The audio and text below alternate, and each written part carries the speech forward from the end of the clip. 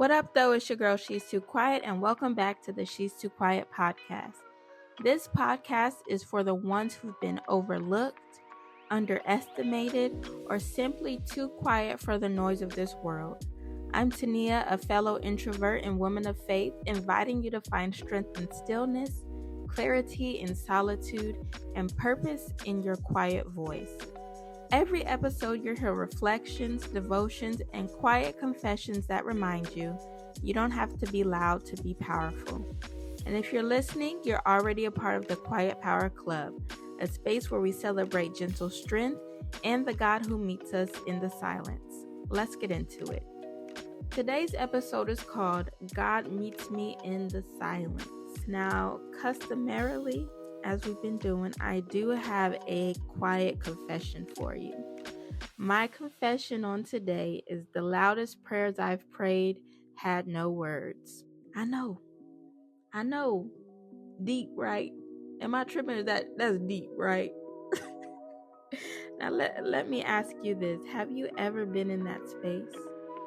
Have you been there where your heart has been shattered, but your spirit knows it's being held together by something greater? Now let me tell you about a season I went through. It was a dark one, the kind where you're smiling on the outside, but on the inside you're just lost. It was after the end of a relationship I thought was it. You know, the it.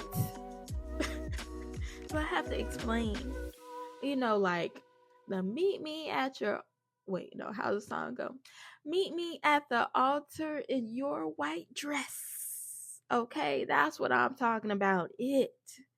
I thought we were building something real, but deep down, I kept hearing God's voice, gentle but persistent, calling me out of it. At first, I didn't want to listen. I tried to pray it away. I tried to reason it away. I even tried to love it away. But when God says move, staying will cost you more than leaving ever will. And I had to choose obedience over comfort. Let me tell you, surrender is not easy. It's not soft, and it's definitely not pain-free. I remember breaking down, y'all. I was crying so hard I couldn't even get words out. But God understood. He knew what I was laying at his feet. He knew how much it hurt to give up something I wanted, something I loved. And yet, he always knew what was on the other side of that surrender. And for my quiet folks, the ones who don't always say much, the ones who carry their storms behind the scenes, I see you. I am you. Sometimes we suffer in silence.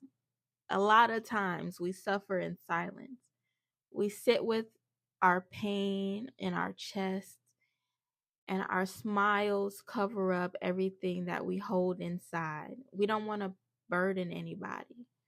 We retreat, thinking if we stay still long enough, maybe the ache will pass. But silence doesn't mean you're invisible to God. He hears even the unspoken. He sees the tears you've cried in the car, the nights you laid in bed staring at the ceiling, feeling like no one would ever understand. But God understands. He knows what it cost you to let it go. And he still calls you worthy, even in your quiet pain. Being a Christian isn't for the faint of heart. This walk takes grit. It takes trusting when you can't see the road. It takes worshiping when your heart is heavy.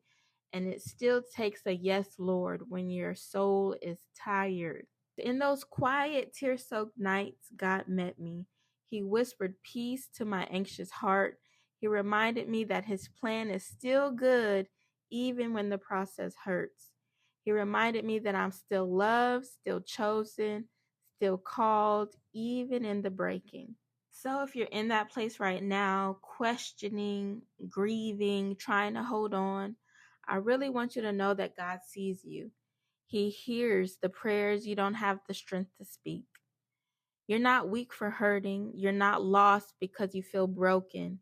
You're just in the middle of being rebuilt.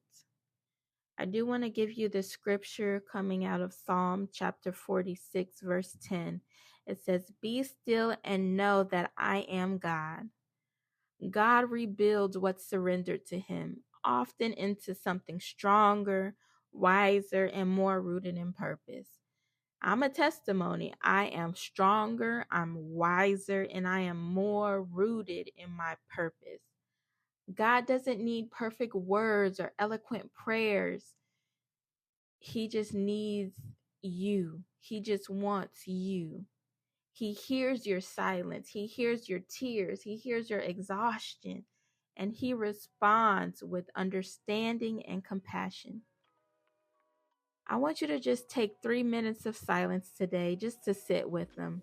Let him speak to you in the silence. Now, I don't know what your silence sounds like right now. Maybe it's the silence after a door closed. Maybe it's the silence in your car after you tried to hold it together all day today. Or maybe it's the kind of silence that feels heavy, like you're waiting for God to speak, but all you hear is your own breath. But can I remind you of something? God meets us there, in the quiet, in the stillness, in the pause between prayers. You don't have to perform for him. I know sometimes we tap dance and we perform in front of people, in front of ourselves, that depiction of you staring in the mirror, looking at yourself. And sometimes your reflection is tap dancing. It's performing for you when you know the truth. You don't have to be on all the time. You just have to be present. You just have to be honest, and you just have to be open. Thank you for spending a few quiet moments with me today. If this episode spoke to you, make sure you follow me on social media, subscribe on YouTube, and of course, you can find She's Too Quiet anywhere podcasts are found. Don't forget 2 things: love God and love people. This is for the soft-spoken and deeply felt. Until next time, deuces.